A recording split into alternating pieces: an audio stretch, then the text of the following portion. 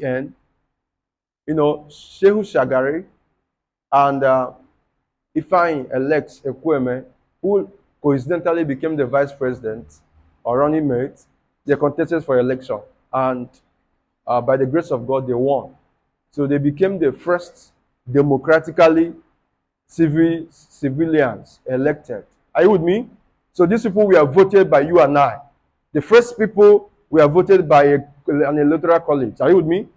1960, 1963. So, but the second, which is probably the first executive president we had, Shehu Shagari, left memories. So, but there's something we're going to check, because I was checking and asked myself, it seems as if this election is going to be a repeat. When I checked what is happening in 2023 now, and what happened in 1979, I discovered that it's like a repeat. How do I mean? I discovered that in 1979, let's check back. Shehu Shagari was from the north. Are you with me? Ifeanyi elects Ekwueme was from the southeast. Are you with me? The eastern states. Now, two of them formed the biggest alliance. The Hausa and the Igbos always formed the biggest alliance from history. But the problem happened in 11th August 1979, when the election happened. We discovered a voting line. That's one thing that is still playing in Nigerian politics today. We discovered that, for example, 1979 is like Obi. Let's check what is happening now. Obi, Labour Party. Are you with me? Obi, Southeast, Labour Party.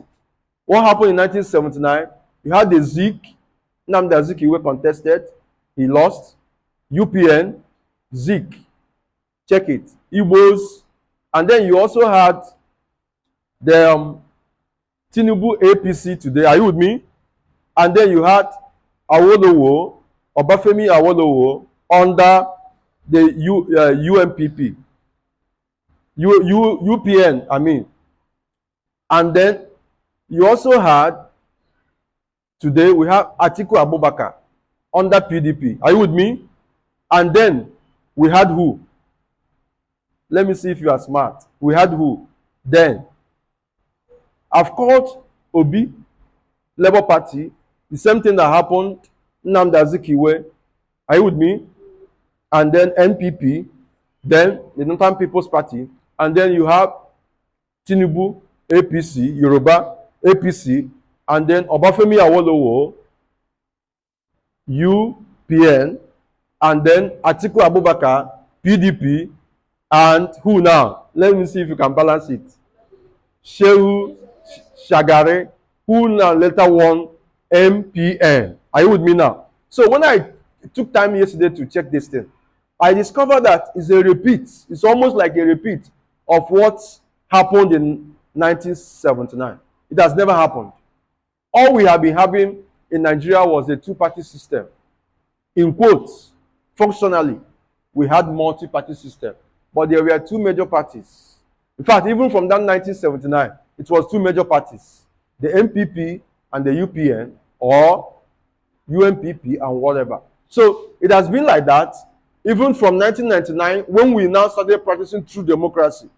During the Obasanjo era, we had the PDP and we had the AMPP. Or we had the PDP, we had the Action for Democracy, or AD. Or we had the PDP and we had the APC. Are you with me? So now, the question is, why has it been like this? The regional politics has always played. Let me also tell you, Awolowo won the Western region in 1979, but he lost the central election. So he became a regional what? A regional governor. Are you with me? Now, in the east, Azikiwe also won his eastern region.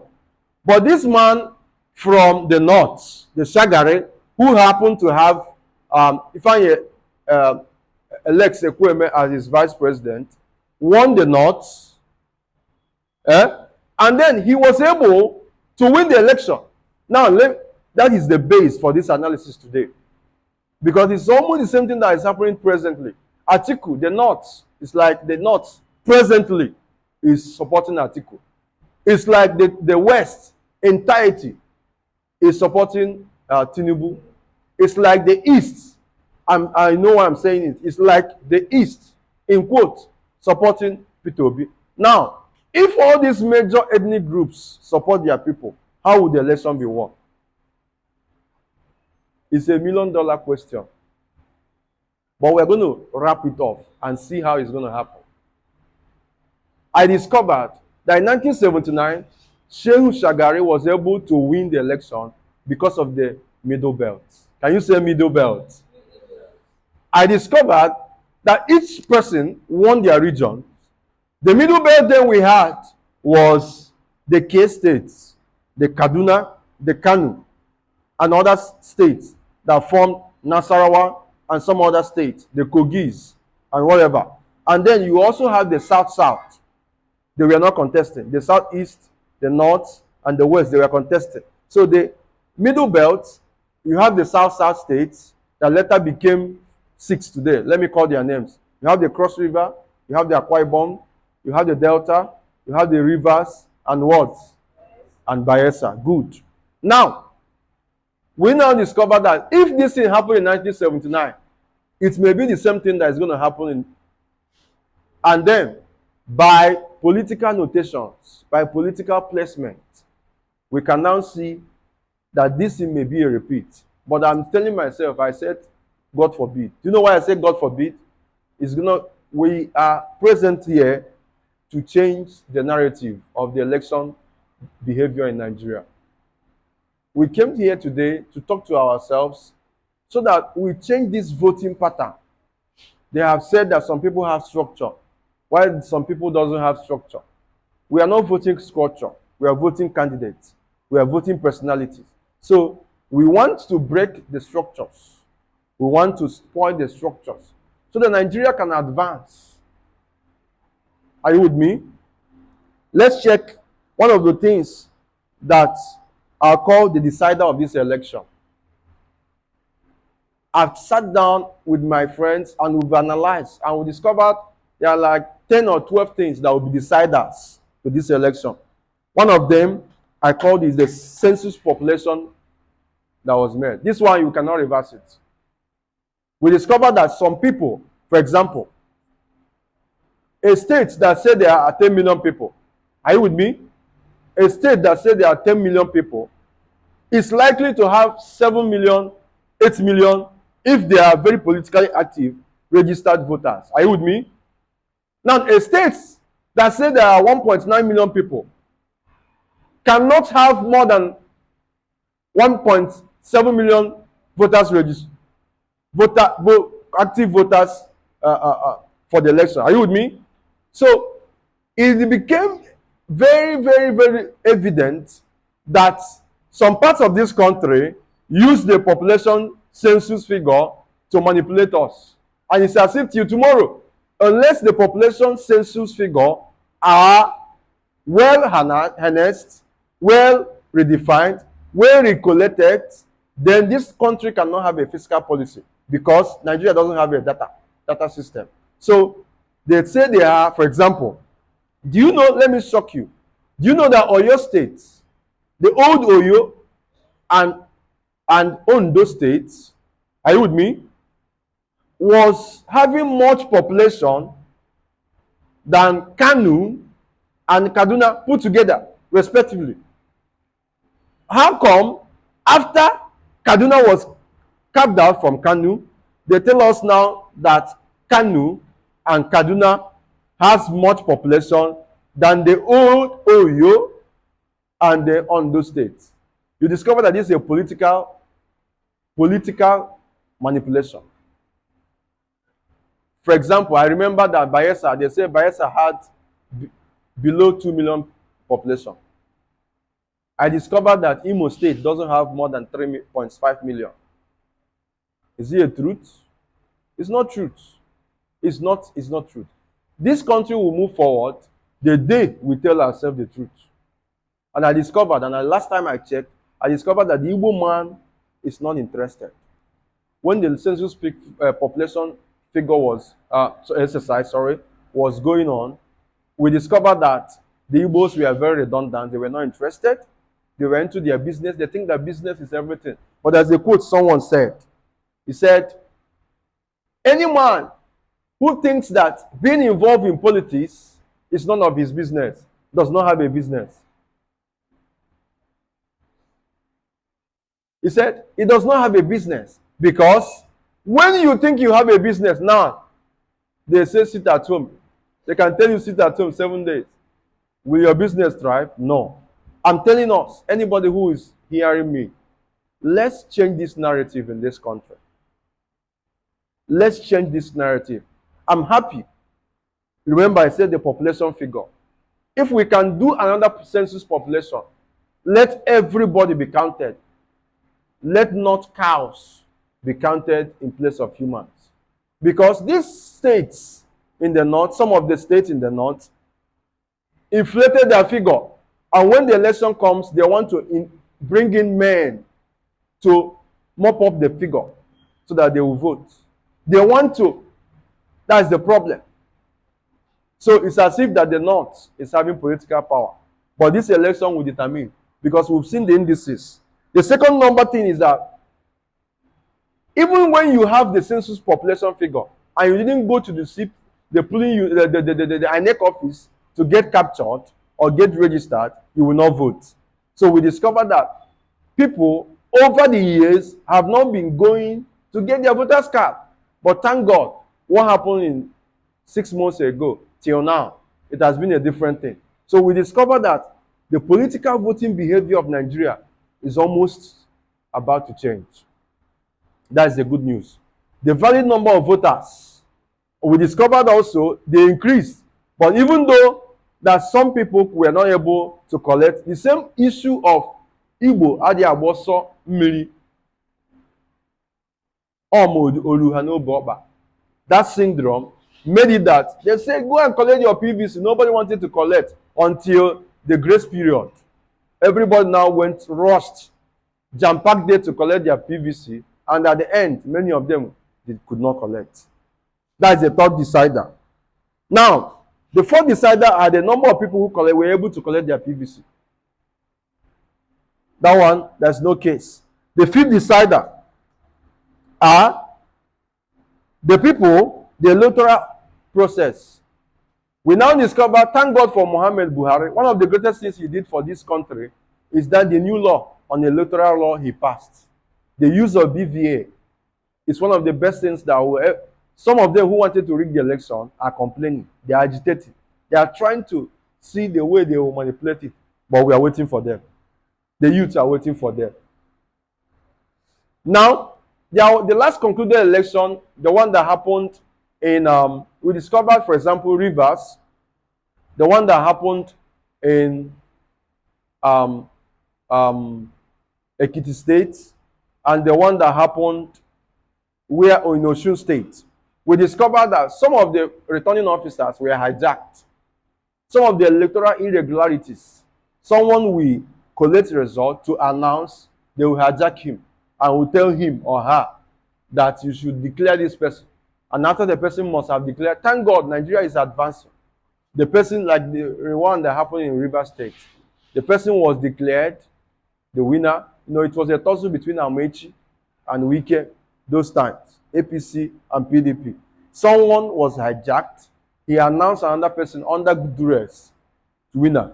He went back inside his bedroom and did a counter video and told him the first one was under duress. This one is the authentic one. This is the way forward. I discovered Nigerians are becoming more politically conscientized. They are becoming morally sound to understanding that the choices we make today is a determinant of our next generation. I also discovered that if this election will be won, it's you and I, the electorate. The best way to make sure that who you voted is who wins is when you have voted, you stay. Make sure that your people are represented and more around during the collation. When the presiding officer, the polling clerk, or the supervisory, whatever, and then the returning officer, maybe in charge of the local government or the ward or whatever, when they will now come to announce the result, the party agent can be bribed. I hope you know. I've seen a situation in a police center where the party agents from some party, one was richer and he bribed the other ones. And it was a magnificent um, corruption. So the youth have risen. When you vote, you stand and you make sure that what you were voted was what was announced. I bet you, in all the 774 local governments in Nigeria, if all the youth stand after voting and say, this is what we voted, we are waiting, let them announce it. There's no way they will stop not to announce it, because the policemen are the youths, the military are youths, the vigilantes are the youths, the INEC officers are the youths. The old ones among them are not in the field, they are in the office. Are you with me? So if the youths will stand on their rights and say, what we voted for is what we are waiting to be announced, I'm telling you, nobody will mess with them. Let me also shock you. Nigeria doesn't have more than 200 military personnel. 200,000 military personnel. So the police, the navy, the army, the whatever have you, civil defense, the police, and whatever. There is no more than 200,000. So how can youths, Nigeria country that has more than 70 or 80 million youths, will not be able to have their way if they really want to have their way? Is there a point? Think about it. If the youths really want to have their way, the militarized election will not hold. What I mean by the militarized election, where people use forces, use police, use intimidation, use whatever, because they are in power to intimidate people. I want us to say no to election irregularity. I want us to say no to election violence. I want us to say no to bribery and corruption. I want you to think about being given one tuber of yam that will not be enough for you, and then you sell your birthright like Esau. I want you to remember the case of Esau in the Bible, where he sold his birthright. He never recovered it.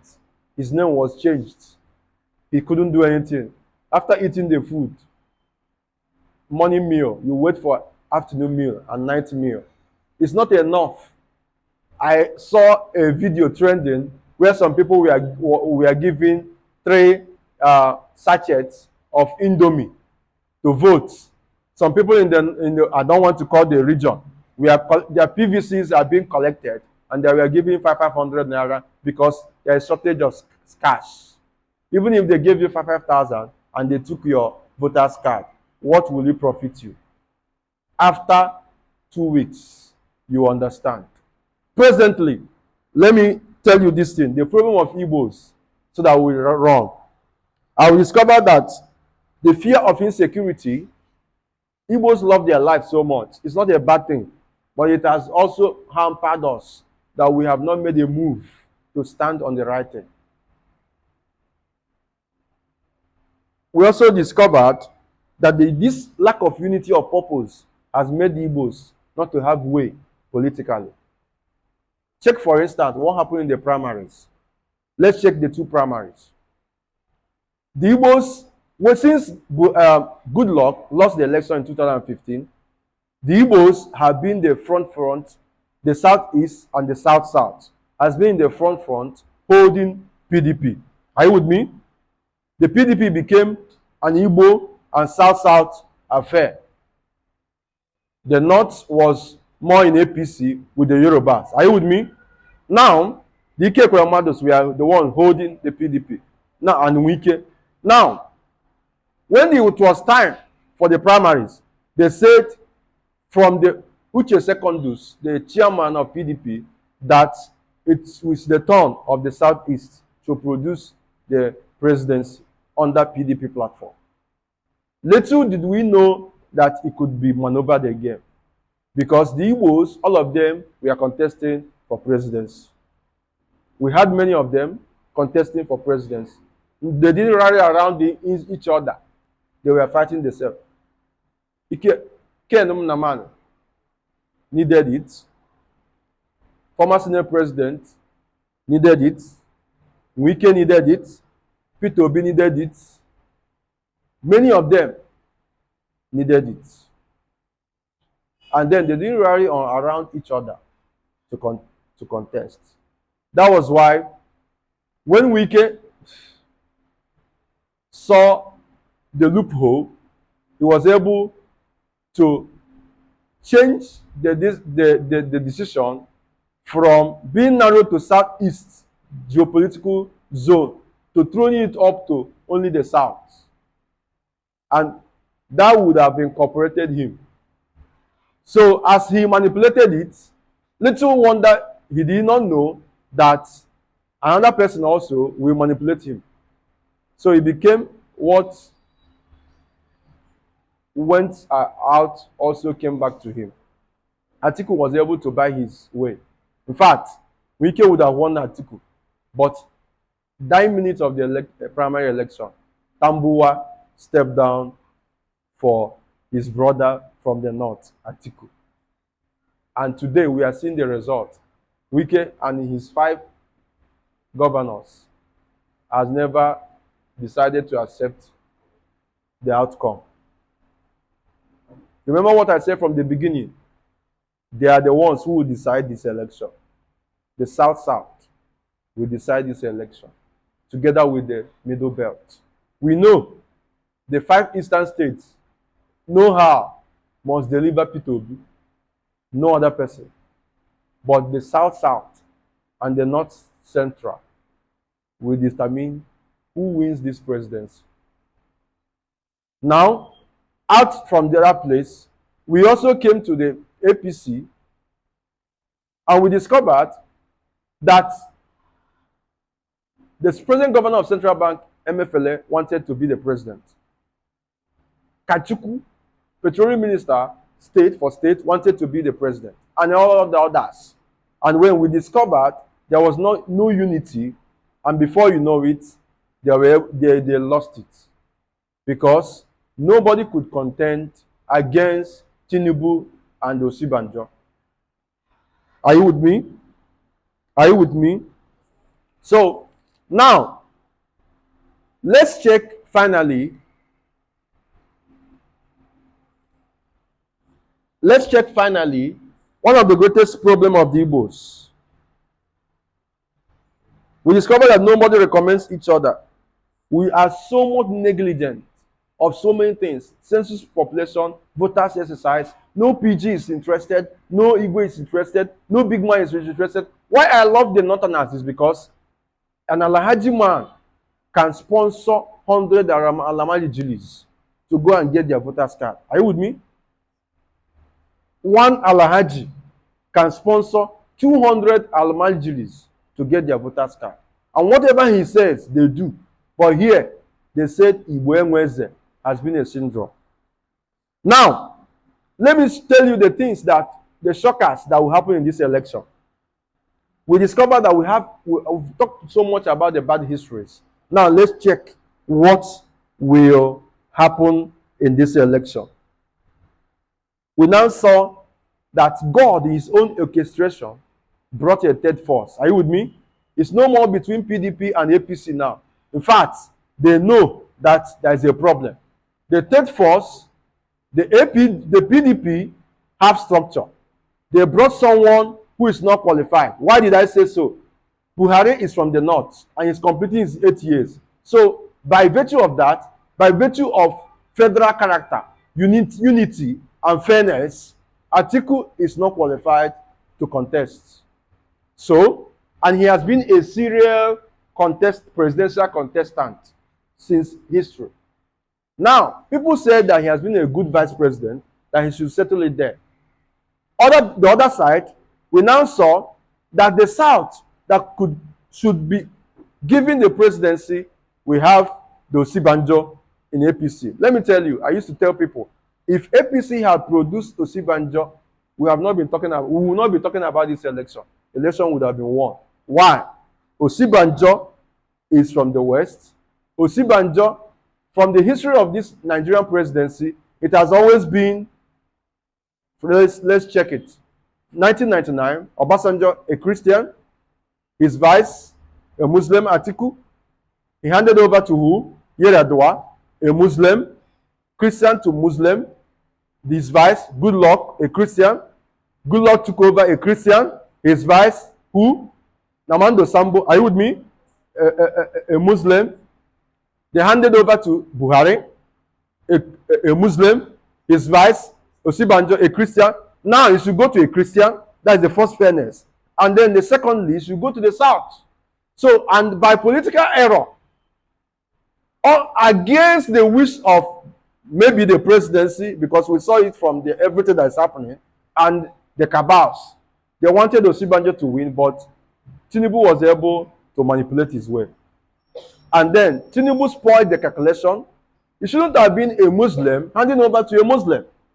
It should have been a Muslim handing over to a Christian. And then they spoiled the calculation, the first one. Then Tinubu also made a great political error by picking another Muslim for vice president. And then they said that there is no Christian in the north that is qualified to be a vice president. My people, if you are an illiterate, think about this. Someone said nobody is qualified to be vice from a whole region. We will leave it for you. Your vote will determine if you are angry. This is not the time to carry gun. This is not the time to shout at people. This is not the time. It's the time to take your vote and show yourself. Are you with me? Are you with me? Now, we have 18 presidential candidates, but we have 2 that have been serial politicians, and we just have one that just came from nowhere. They didn't know that he will march, and then the youth, thank God for NSAS, and the youth are now more conscientized. The youth are more, they are already standing on their feet now. They have seen that this country is theirs. They are going to take it back. I want you, a youth,